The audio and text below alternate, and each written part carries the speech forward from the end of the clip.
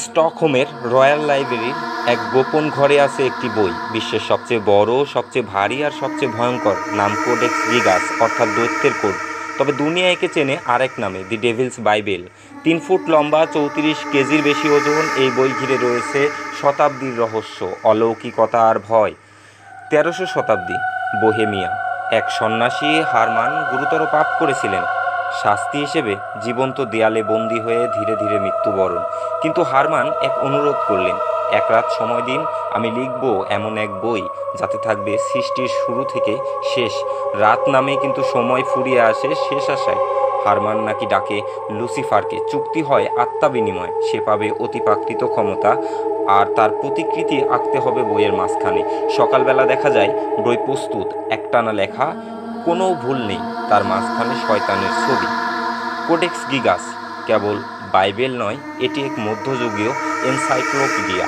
এর মধ্যে আছে বাইবেল, ইতিহাস, চিকিৎসা, জ্যোতিষ, আত্মা তাড়ানোর পদ্ধতি, পাপমোচনের ধাপ, এমনকি কালো জাদুর ছোঁয়া। লেখা হয়েছে শূকরের চামড়ার তৈরি পার্চমেন্টে, একটানা এক কালি দিয়ে। তথ্য অনুযায়ী এটা লিখতে একজন মানুষের 30 থেকে 35 বছর সময় লাগার কথা, কিন্তু লেখায় কোনো বিশ্রামের ছাপ নেই। এ যেন এক রাতের সৃষ্টি। এই বইয়ের ভয়ঙ্কর দুটি পৃষ্ঠা হলো ফোলিও 289 ও 290। বইটির সবচেয়ে ভয়ঙ্কর অংশ ফোলিও 290, রিক্টো। এখানে আঁকা আছে এক পৃষ্ঠা জুড়ে শয়তান, লাল চোখ, ছাগলের শিং, দাঁত বের করে অদ্ভুত এক হাসি। তার ঠিক আগের পাতায় ফোলিও 289 আছে স্বর্গীয় নগরের ছবি।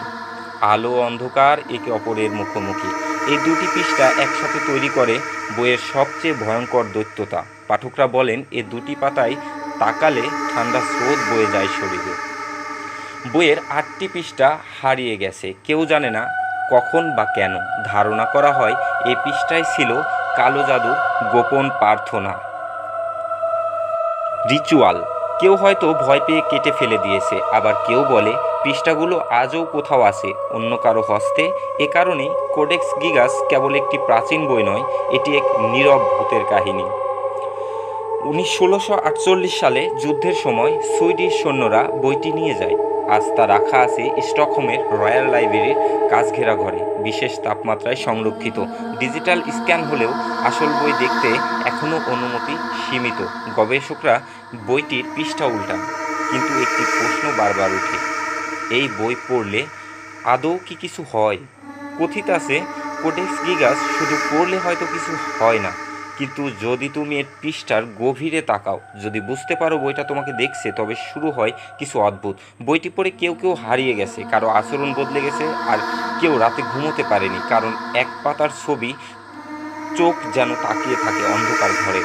এক ছাত্র যিনি লাইব্রেরির এই বই ঘেঁটেছিলেন, সে নাকি বলেছিল, আমি বইটা বন্ধ করেছি, কিন্তু আমার উপলব্ধি হয়েছে, আমার মনে হয়েছে আমার পাশে কেউ দাঁড়িয়েছিল। তবে সবই কি শুধু গুজব, নাকি এই বই সত্যি এক অদৃশ্য বন্ধ দরজা, যেটি একবার খুললে তুমি আর আগের তুমি থাকো না? কোডেক্স গিগাস কেবল ইতিহাসের দলিল নয়, এটি এক আলো ও অন্ধকারের মিলনস্থল। এখানে যেমন আছে ঈশ্বর, তেমনি আছে শয়তান। এটি এক পাণ্ডুলিপি নয়, এক অভিজ্ঞতা। আর প্রশ্ন রয়ে যায়, তুমি কি সাহস রাখো এই বইয়ের চোখে চোখ রাখার? তবে হ্যাঁ, এখনও মনে করা হয় এটি শয়তানের বই, আর সারা বিশ্বে শয়তানের বই হিসেবে এটি সমাদৃত।